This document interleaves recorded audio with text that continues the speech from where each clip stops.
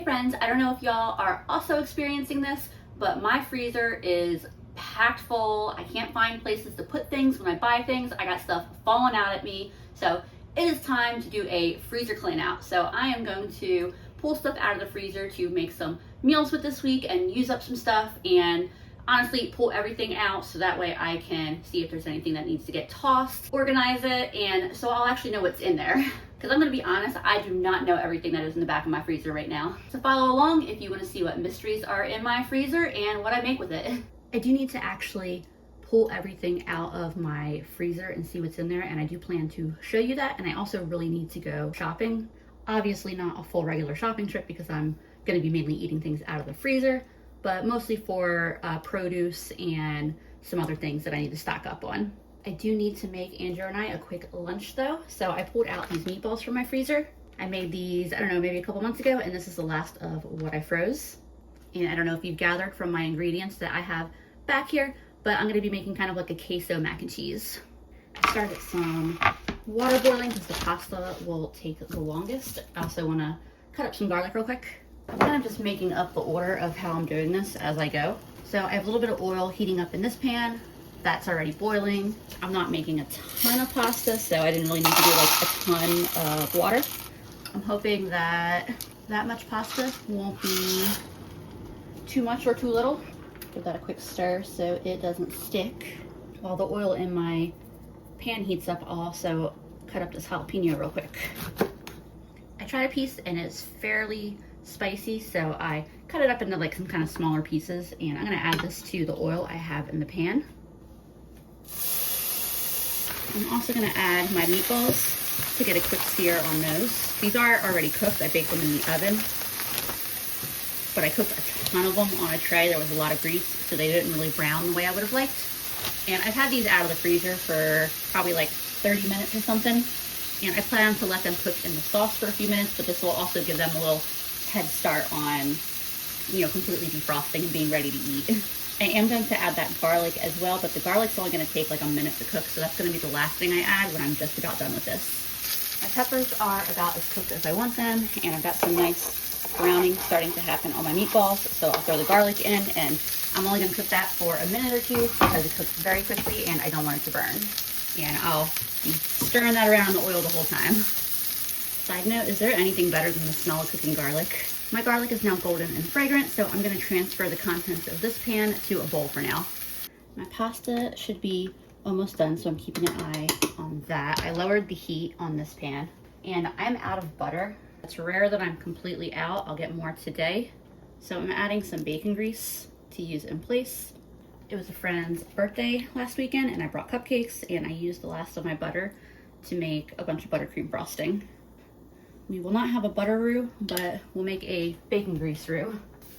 And all I'll do for that is stir my flour into the bacon grease and cook that for a couple minutes, few minutes, until the flour is nice and toasty and starts to brown, but I want to make sure it doesn't burn. My roux isn't really bubbling anymore, but don't be deceived. There's a little piece of garlic that fell in there, and I can see it like frying and sizzling. I think the bacon grease has a different like temperature that it will bubble at compared to the butter that you would most often use in a roux. And my flour is fully cooked and continuing to darken, so I'm going to keep it at the temperature it is because I don't want to completely scald my milk when I add it. Yeah, see that.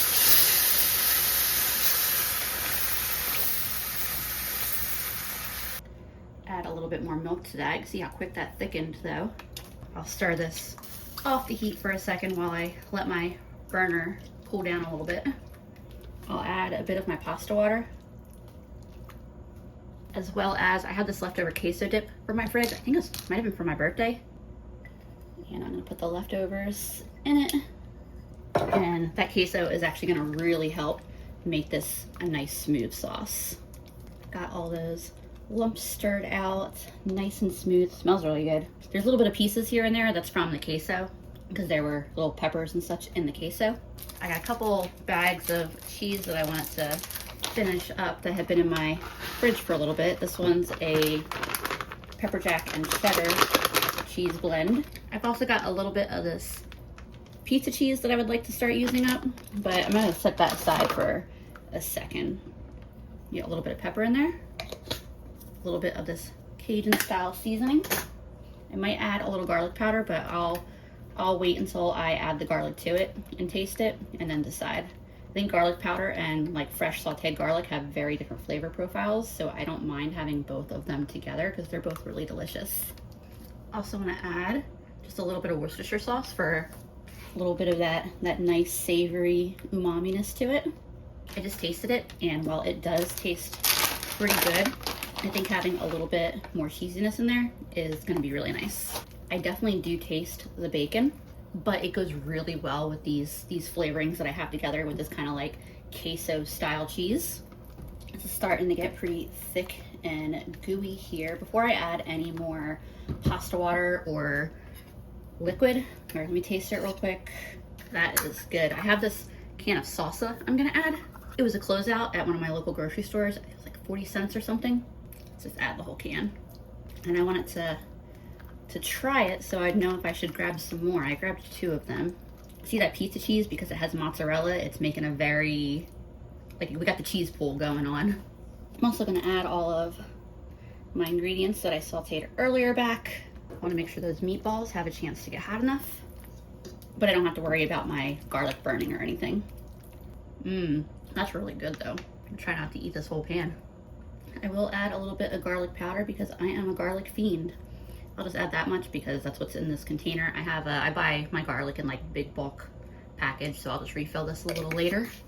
I've got this on a real low heat. I'm gonna let it cook for a few minutes just to make sure those meatballs are hot in the center. But I'm really happy with how the cheese sauce tastes, so I don't feel like I need to add anything else to it. I'm gonna drain this pasta so it doesn't overcook. And then I think once I add the pasta in, the cheese sauce won't seem so like gloopy. The pasta will mix in with it really nicely. All right, it should be time to add the pasta on these. I cut one of my meatballs open a few minutes ago just to see if it was, fully cooked inside, or fully warmed up rather, because it's already fully cooked. And it was warm, it wasn't quite hot, so I gave it another like 4 minutes. This should be ready to go. I feel like while it sat and cooked with the meatballs, it really, like, the color deepened a little bit and it got a bit smoother. And yeah, I feel like this looks really, really good. Get my pasta added in. I'll stir this in, and this is ready to eat. I think Andrew could sense the exact moment the food was done because he just materialized. It's a sixth sense, what can I say? Well, go ahead and grab yourself a bowl. I've been tasting this the whole time, so I know it's good, but nonetheless, I'm very excited to eat it. It does remind me of Wawa a little bit. Like the mac and like cheese the mac bowl. And cheese bowl? Yeah. It's a sauteed garlic hot sauce that we got from the Dollar Tree.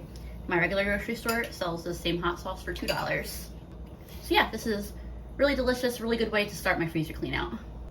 I did part of my grocery shopping. Basically, I stopped at 2 stores that were on my way home from yoga anyway. I stopped at the third one a little later. I think I spent $5 at Harris Teeter and I think $19 at Aldi, so I'm at like $24. At Harris Teeter, I got these rice crackers that I wanted to try for $1.50. I got this salad for $1.50. It was on sale, buy one get one, which made it $2.50, and then $1 off made it $1.50. A 3-pound bag of onions for $1.99, and that was everything from Harris Teeter. So that was $5 there, and then $19 at Aldi. I'm not gonna tell you what everything costs, but I got broccoli, tortillas. I've been getting the 0 net carb or the keto ones, not because I'm specifically trying to reduce the number of carbs I'm having or anything like that. I just like these because the way that they make them low carb is they make them really high fiber, and that's what I like.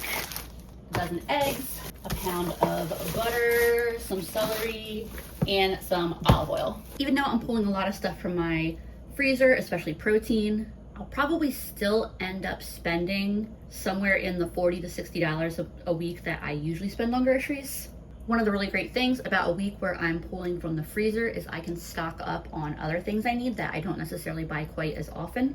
For example, we don't go through a lot of olive oil, so this will last a while. I also need to buy soy sauce and salt and a couple other things that, like I said, they're not weekly purchases and they typically will last us quite a while.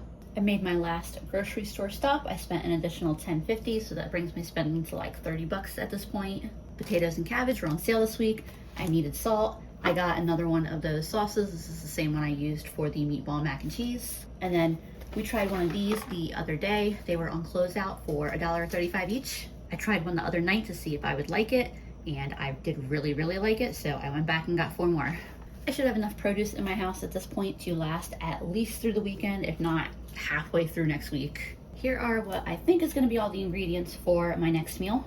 Last night, I pulled one of these cacique beef chorizo tubes out of my freezer. These aren't the highest quality chorizo, but they're super affordable and they're nice to keep in the freezer in case I put off shopping and don't want to think too hard about dinner. And these thaw pretty quickly, so I don't have to necessarily remember to take it out the night before, even though I did in this case. So this is fully thawed. I'll be cooking this in one of my cast iron pans. I've got that heating up right now. When did I buy this? I bought this in September of last year. That's why I wanted to go ahead and use it up. But these maintain really, really well in the freezer. Get as much of this out of the tube as I can. It's not necessarily super appetizing straight out of the package, but as it starts cooking here, that will change and it tastes really good. My pan is still heating up, but as soon as that meat really starts like sizzling, I'll add an onion in, and I'm just giving the onion a real quick slice. You see, once it gets hot, it almost like liquefies. Like I said, there's a good bit of fat in it, and I'll let that onion cook in there with the meat. Also got one of my jalapenos here that I'm gonna get chopped up to add to it, and I'll just cut these kind of similar to how I did my other dish, and just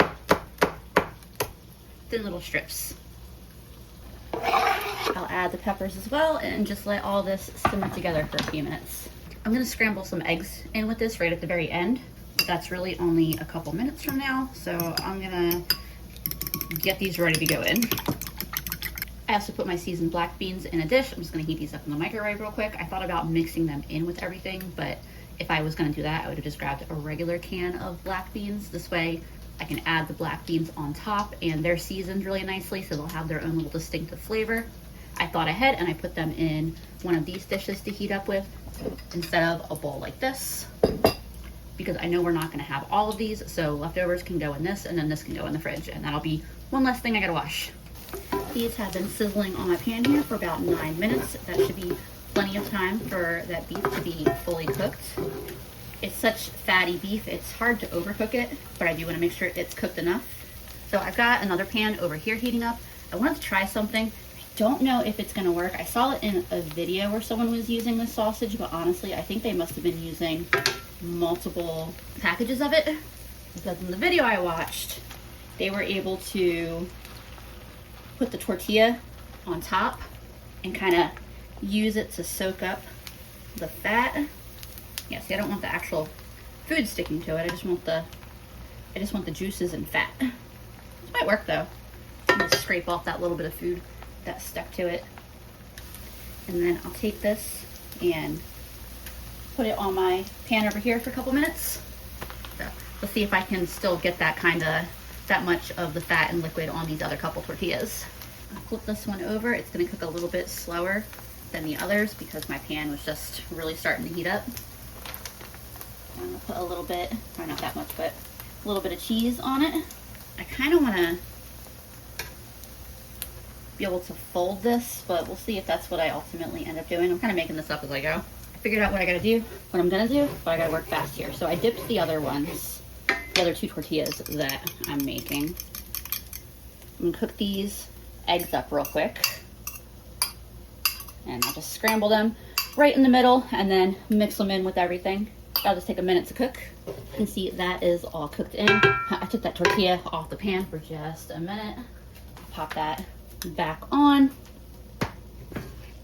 I'll take a little bit of my chorizo and egg mixture here. You notice I didn't add any seasonings to this. That chorizo is really heavily seasoned all on its own. And I'm just doing 1 tortilla each. And before this gets too cooked, let's see if I can still, yeah. Get this on a plate before it gets too overcooked. So I'll set that to the side. I'll get my next one here on, and I'll let it cook on that side for about 30 seconds, flip it, and then I'm gonna fill it. So I'll flip it. Get some cheese on there. Some of my filling. Can't forget my black beans. And then I'll get it closed up.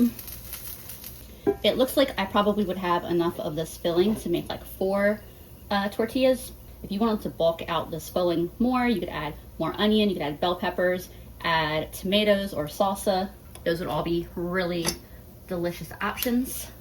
I'm done cooking, so it's the best part. Time to eat. I'm gonna put a little hot sauce on here because I love hot sauce. And then I also cut up an avocado. It's browning a little bit, but not enough to really be noticeable. So I'm just gonna pretend it isn't there. That looks awesome, and I am very, very much looking forward to this first bite. That is so flavorful and everything I was hoping it would be.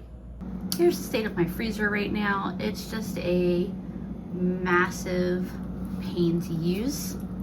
I grabbed a cooler to dump everything into. I don't plan on having everything out of the freezer for very long, but I just want to really minimize the amount of time it has to start thawing. So since I have the cooler, I'll toss everything in there as I'm going. This I just bought, and I already know I want to put it in my deep freeze downstairs. So I'm just gonna go do that real quick. My mom's been going on smoothie kicks, so I have a bunch of bags of fruit. I need to figure out a better way to stack them in the freezer because they're such weird shapes. They like to just fall out of the freezer when we open it. Some more frozen fruit. Some frozen meatballs. My mom tends to buy frozen food to eat when Andrew and I are out of town, so we have an almost empty bag of breakfast bites, a few chicken bites, and it feels like maybe 1 or 2 chicken patties. I've got some bacon and deli ham, some frozen mixed veggies, and beef stew meat that I just put in the freezer a couple weeks ago. The real reason I'm glad I grabbed the cooler is because I can take a break to warm my hands. The real mystery ingredient is these frozen strawberries that are, the best by date on them suggests that we got them 2 years ago, 2.5 years ago, but neither my mom or me remembers getting these. They're not opened. We both completely deny buying them. So yeah, they're a mystery ingredient. So along with my mom's bought frozen fruit, we also have all these little baggies of cut up frozen bananas. And don't worry, I'm not just blaming my mom for random stuff in the freezer because I have all of these bags of frozen peppers from my garden that I have yet to do anything with.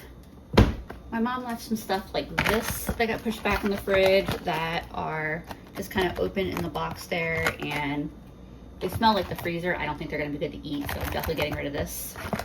Then we got a veggie burger that is thankfully individually wrapped and still seems to be pretty fresh. I've got some chicken that I should have written down anything about. Is it boneless? Is it thighs? I think it might be boneless thighs. When did I put it in the freezer? I don't know. Overall, in the past couple years, I've been so much better about labeling things I put in the freezer, but this one got missed somehow. I've also got some scrapple that should do really well staying frozen for a long time, but I do want to use that up soon, I think. Block of sausage. I think I need to, if it doesn't have the year written on it, I need to go ahead and just Sharpie the year on these packages. I've got a couple rolls of sausage. These do both say 2025 on them. A couple packages of bacon. Box is a little roughed up, but some green beans and almonds that should be good for a while. This is all pork fat, which I do regularly cook with, but you can see I've been collecting it, I guess, a little faster than I can use it up. This one has honestly been the most convenient because I took it out and I chopped it up into little cubes, so maybe I'll do that with the rest and try to put it all in one bag. Some more boneless, skinless chicken thighs, a tray of brats. I've got a handful of ghost peppers that we just never decided what we wanted to do with. A couple packages of little smokies, a whole bunch of pepperoni and chorizo. I keep seeing it marked down in the stores and being tempted to buy more, but I did not realize that I had quite this much, so I am glad I waited. This is all yeast. I keep my yeast in the freezer. I buy it in 2-pound packages. If you keep it in the freezer, it lasts pretty much forever. Some miscellaneous stuff, some ginger, frozen veggies, some buttercream that I just recently made, a few popsicles, And then last is a little bit of Cool Whip. I don't know if normal households do this, but Cool Whip in our house, it tends to not be kept in the fridge and go into like desserts and things like that. My mom and I tend to just scoop it out as if it's ice cream. It looks like she got her spoon in ice cream and then double dipped it into the Cool Whip. But yeah, we tend to literally just eat it frozen. In fact, I'm grabbing a spoonful of it now as my tax for cleaning out the freezer. My cooler is now full of frozen stuff. And my freezer, other than my ice trays, is ready to be wiped down. Besides emptying out the freezer so I would know what was in it, oh my gosh, this thing needs to be wiped down. It's really important to me to try to prevent food waste, and I try not to throw out a lot of stuff, both from an environmental perspective and because, you know, it's basically throwing money in the trash. But I did want to show that, you know, I did use discernment and I did throw some things out from the freezer. Summertime is the perfect time to be cleaning out this freezer because in the wintertime, I want to spend as little time as possible with the freezer door open because my house stays on the chilly side. But in the summertime, I just want to climb into this freezer. All right, we are now cleaned and sanitized.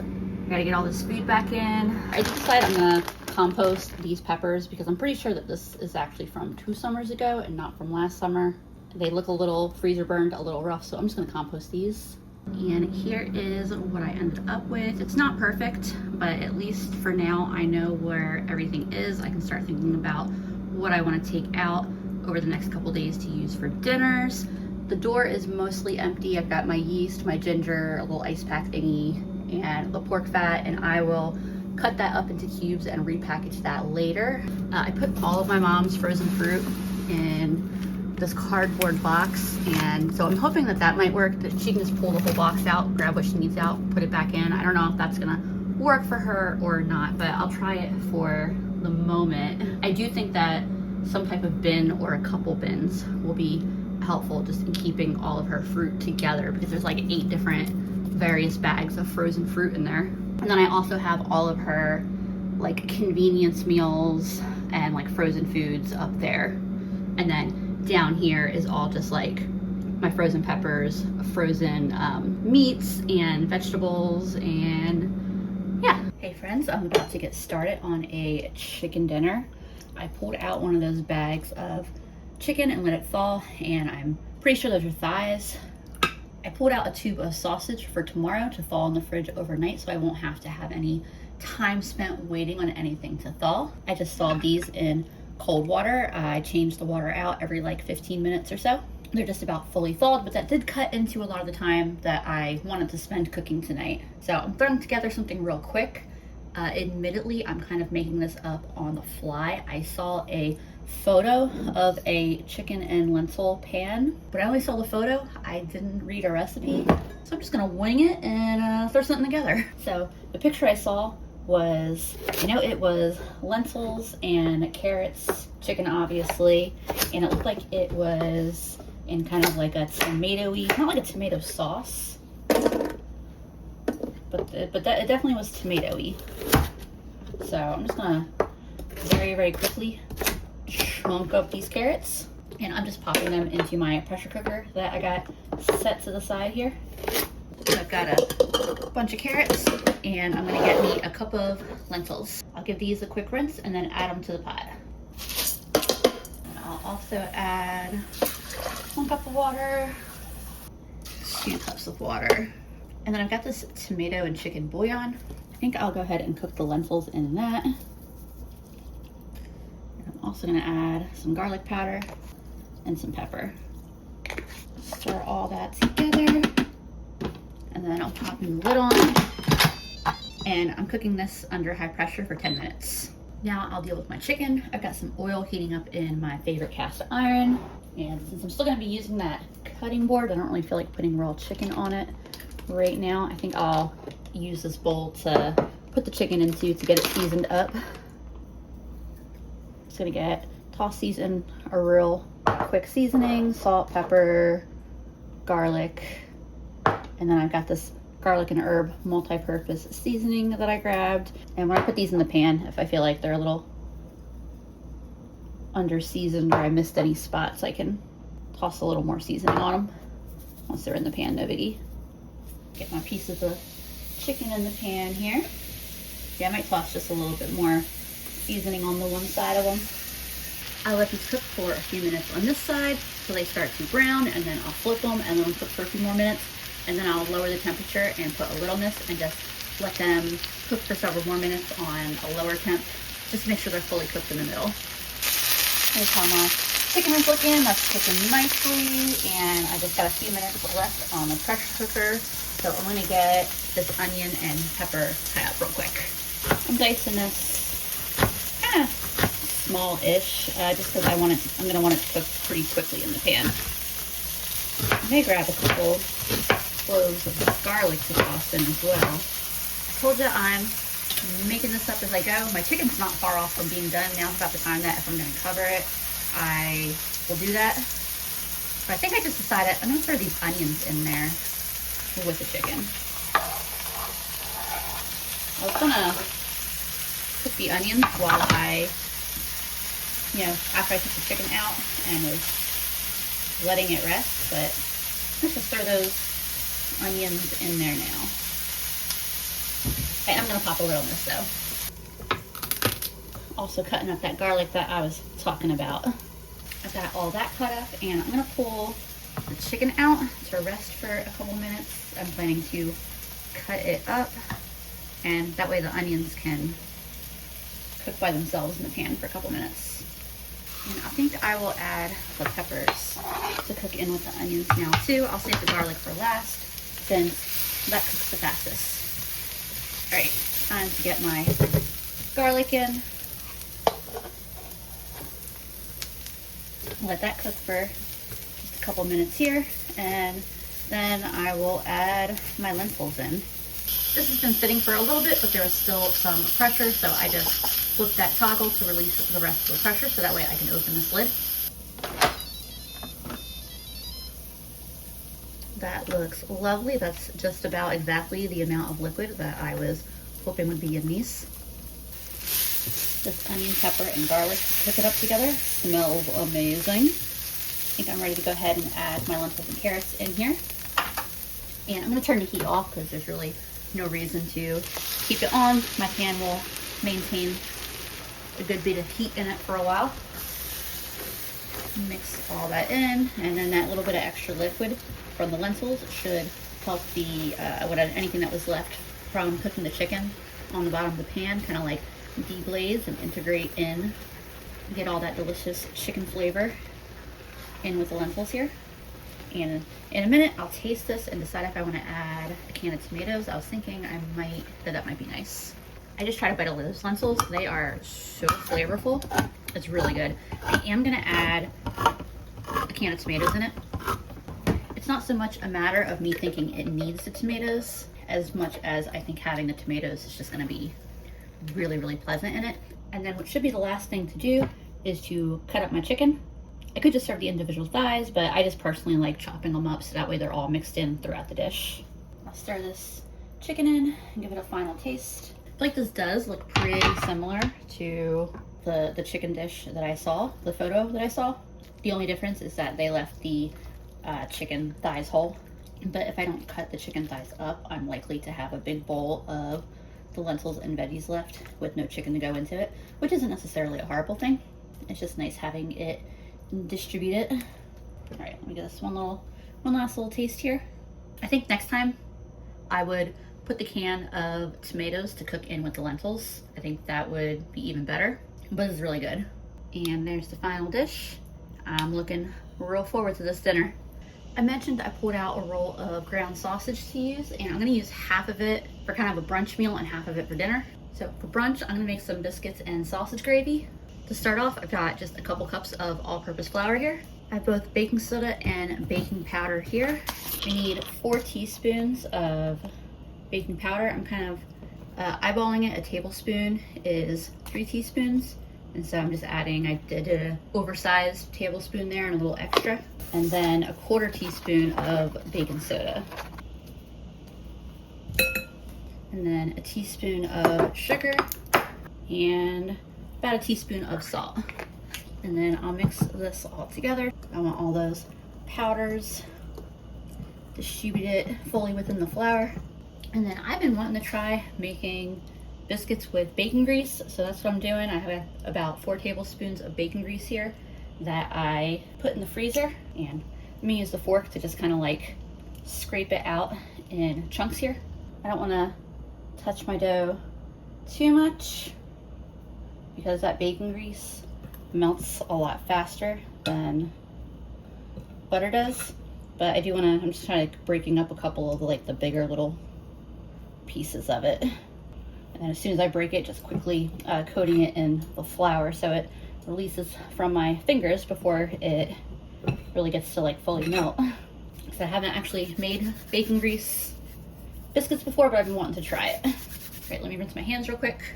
I've got some buttermilk, and I may not, I'm just gonna put that much in a measuring cup for now. This is mainly so that way I don't go too crazy, get too heavy-handed with this. Adding in the buttermilk and stirring everything together as I go. Might need just a little bit more than what I put in there. Just using the fork to try to keep the heat from my hands out of there.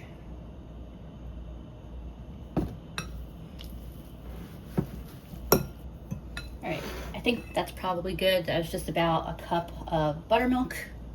Pulled out my mat just because it's easier to clean than my counter. Floured that.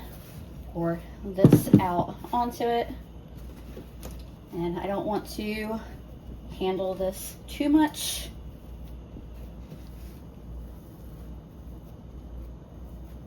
Just kind of kneading it together a couple times here. I like to fold it as I go. Just kind of press and fold. If it gets too sticky, get a little bit of flour on there. And this is about good for me. You can roll it out. I think I'm gonna try to just press it out here. I'm gonna use a glass to cut them. I don't have a, you can get like cool little biscuit cutting circles, but I'm just gonna use this. I've always heard that you shouldn't twist. Just press. Let me get these 4 up. I have a greased cast iron pan over here, and my oven is set at 400 degrees. And put them in the pan so that way they're all just touching each other. And then I'll kind of reform this dough and get some more biscuits. They might not be as pretty as the first 4, but they'll still taste really delicious. That won't be especially funky. And then we'll just shape this one. Good enough. This will be the ugly duckling biscuit. I'll pop these in the oven to bake. They'll probably need somewhere around like 10 to 12 minutes. While my biscuits are cooking, I'm gonna get some sausage gravy going. Like I said, I'm gonna use half my sausage, and the other half I'll put away and use for dinner. My sausage is almost fully cooked, probably like another minute or so. And then let me see if these biscuits are ready.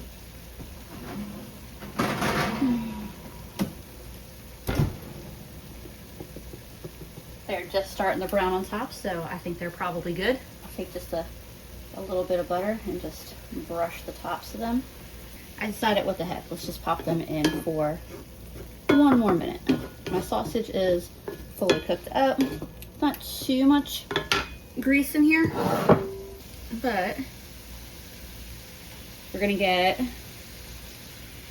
enough flour in there to soak up that grease. And we'll let that flour cook for a minute. We just want to make sure that our gravy's not going to taste like flour. And then I'm adding milk.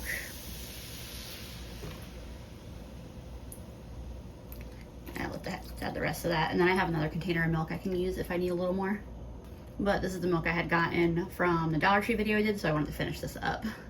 And I'll stir that milk into the gravy really well and let it get nice and hot, and as it gets hot it's going to thicken. I got some very classically delicious looking biscuits and then a couple of funky ones, but they look like they're still going to be really delicious. I did just put like another half cup or so of milk in there, but you can see it's thickening up really nicely. I'll let this cook for another minute or so. And I'll get a little, not red pepper flakes, that would be an interesting gravy. Some black pepper in there and a little bit of salt. One thing I'll have to do sometime is get my friend to teach me how to make her chocolate gravy recipe. For those of you who never heard chocolate gravy, that might sound crazy, but it's so good. Andrew, have you ever had chocolate gravy? No. It's good. I just gave this a taste. It's really, really great. I just added a pinch of salt, an additional pinch of black pepper, turn the heat off, and I'm gonna get this served up. Here's one of my biscuits, one of the pretty ones. It rose up nicely. Open it in half. I'll probably have 2 biscuits, but I'm just gonna grab one for now. And just spoon a little more than that, a little gravy on top of them. It's gonna be super hot, but let me grab a bite of it. I can taste the bacon that's in the biscuit, but this is a breakfast dish with sausage and all that. It goes really nicely. Very, very delicious. For dinner, I am using the rest of that ground sausage to make some oversized sausage and cheddar pierogi. I'm hoping I can do it in less than an hour. I don't know if that's overly ambitious to plan to make homemade pierogi in less than an hour, but I'm gonna try it. So I'm very quickly giving a rough chop to my potatoes. I'm leaving the skin on, not just because it's convenient for speed, but because I don't mind leaving the skins on. I always leave the skins on. I just made sure that I washed them really well. I'm cooking my potatoes in my little pressure cooker, so I'm just adding a cup of water and I'll cook them under high pressure for 5 minutes. I'll quickly release the pressure and get my mashed potato filling made. Next, I'm going right into making my pasta dough because I want to give that a chance to rest. So I got to get that going if I'm trying to do this quickly. I have 2 cups of flour here. This is kind of just my standard go-to pasta recipe. So it's 2 cups of flour, 1 egg, and then half a cup of water.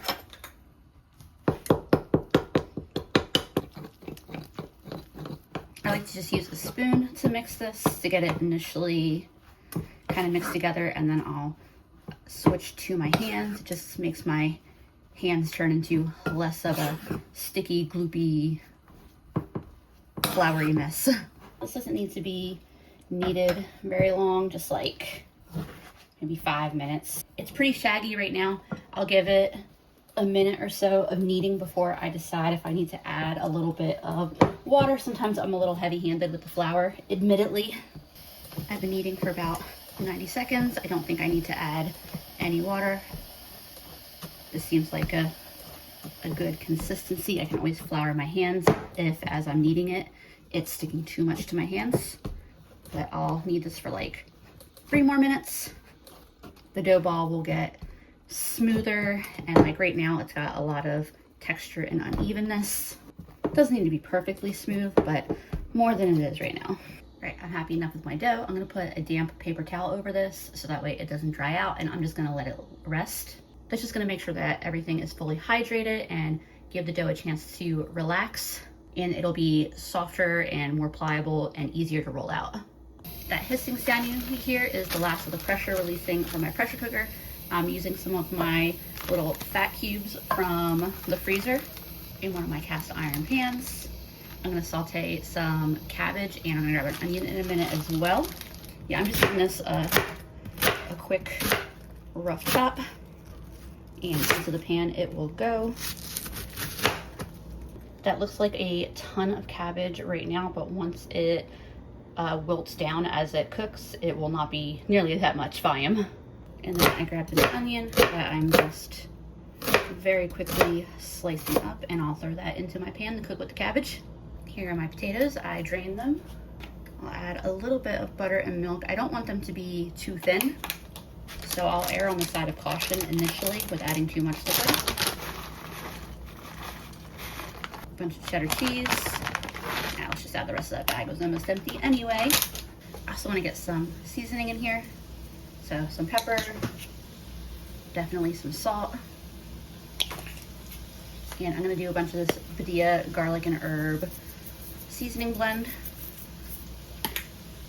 And then let's throw some extra garlic in as well. And then I'll use my mixer here to blend these up. That filling came out really good.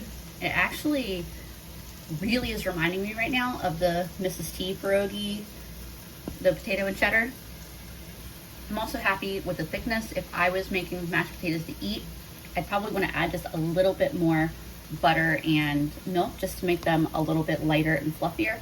But because I'm going to be spooning this in as a filling, it being a little thicker will be a little easier.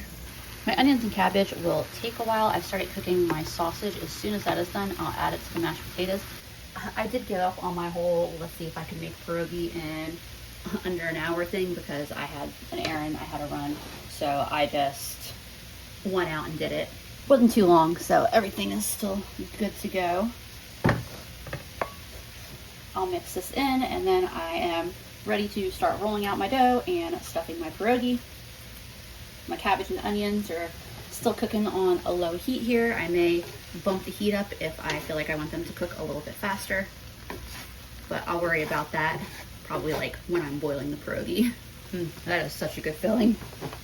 So I tend to find that rolling my, or dividing my dough into fourths is what works best for the amount of counter space that I'm working with. So that's what I'll do, but all of the dough will get used. I'm just tossing it back in the bowl while I work with each piece. And then I'll quickly just roll this out, making sure that it's nice and floured so that way it doesn't stick to my rolling pin. Got that first piece rolled out. It's hard to say how, I don't know how to describe how thin I like to do it. Maybe like 1/8 of an inch thick or so. You don't want it to be so thin that it's gonna tear. So normally I use one of these for my pierogi, but I wanna do oversized ones. I don't know if oversized ones are very traditional. I have a lot of Ukrainian, Polish heritage, but I'm not particularly connected with it. But I assume the pierogi police aren't gonna come after me for making something that I wanna make that tastes good. So I'm gonna use this big old bowl. I grabbed this one because it has a lip that I can grab. So there's the size difference. I think I'm only gonna be able to get 2 out of just barely making it. There's one. See if I need to press this one a little more. And the excess dough here just gets tossed back in the bowl until the end, and I'll combine all the bits of excess dough together and roll that dough out into more. Let's see how this goes. It's hard enough not overfilling regular sized pierogi. It feels like it might be the right amount. See, this is why I didn't want those mashed potatoes to be too thin. Get some flour on my fingers, and I'm gonna close these the same way I do regular pierogi, where I just kind of pull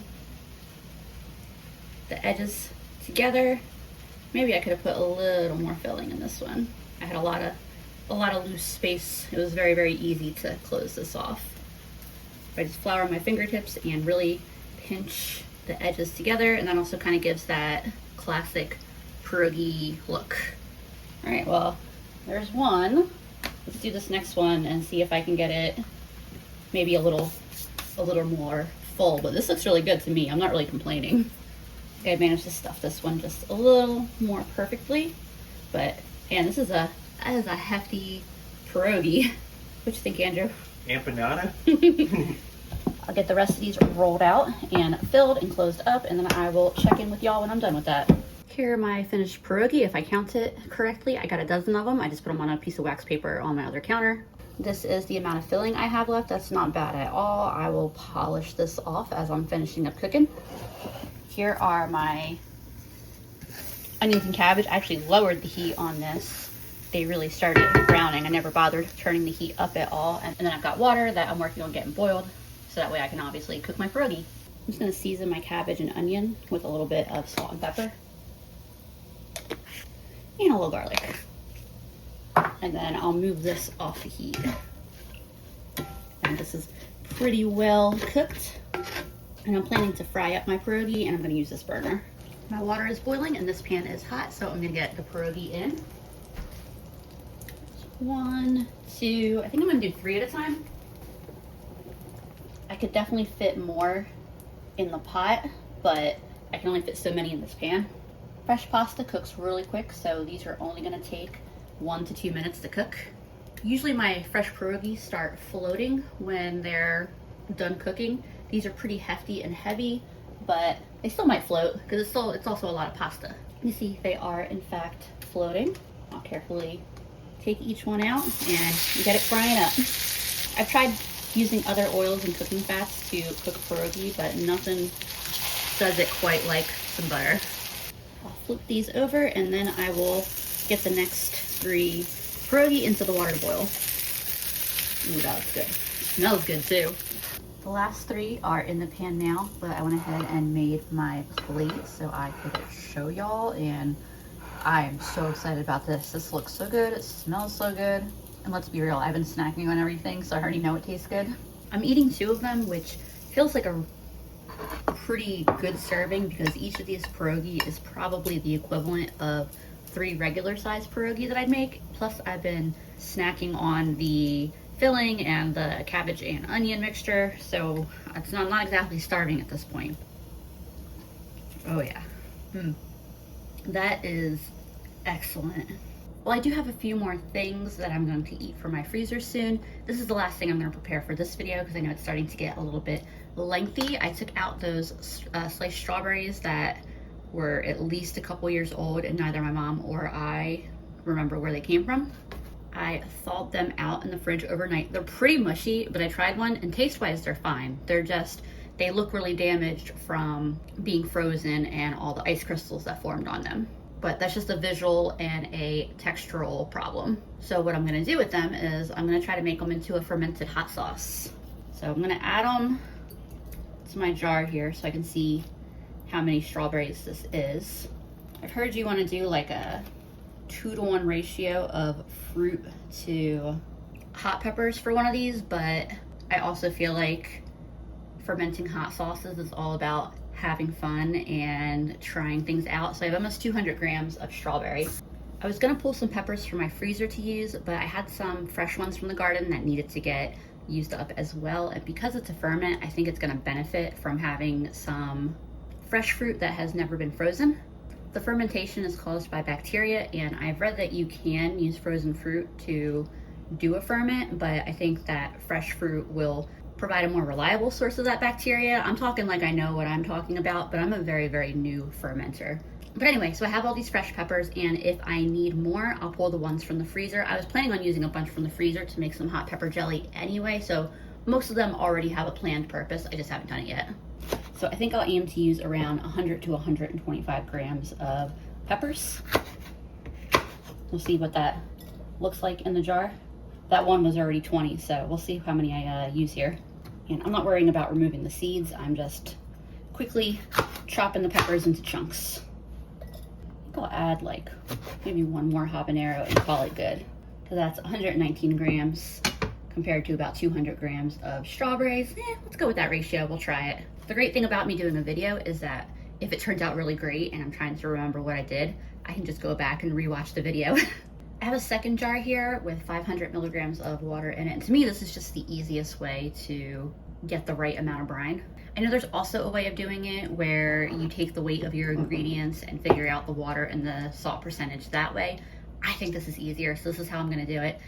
I debated about whether to do a 4 or a 5% brine. I saw people recommending both, so I'm gonna go with 4.5%.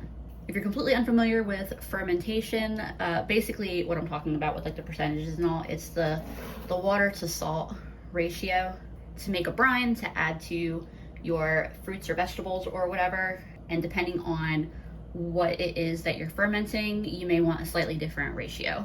That's the short version. But at a 4.5% brine, I'm doing 22.5 milligrams of salt. I like to use kosher salt for my brines. All right, so we're gonna put 22.5 grams. My scale doesn't do half grams, so I'm just gonna call that good. It's more than 22 and less than 23. Sounds good to me. So for the most effective way to mix the kosher salt, I actually just grabbed a lid so that way I could shake it. And And then I just need to cover everything that's in my jar here. Just want to make sure it's fully covered. So the main thing I'm concerned with is these seeds that are floating. I don't want them to be above the surface. You want everything to be submerged.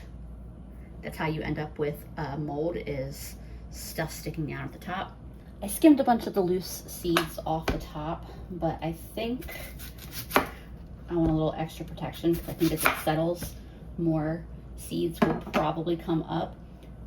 In the past, when I've used an onion, I have, instead of like slicing this little bit off the end, I slice it like all the way down to here and then put that whole top in there. But I'm gonna try something different this time.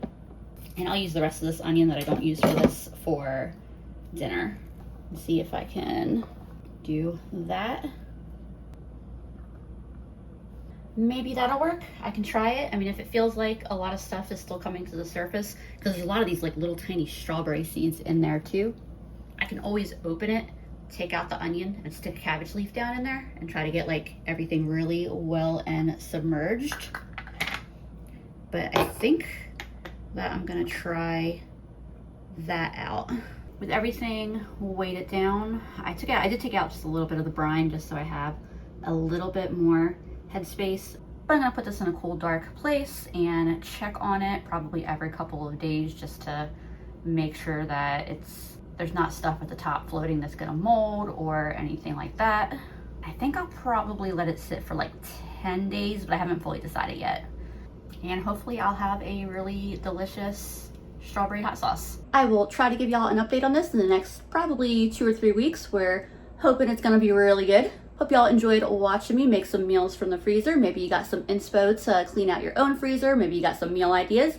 In any case, I appreciate y'all for watching and I will see you again soon.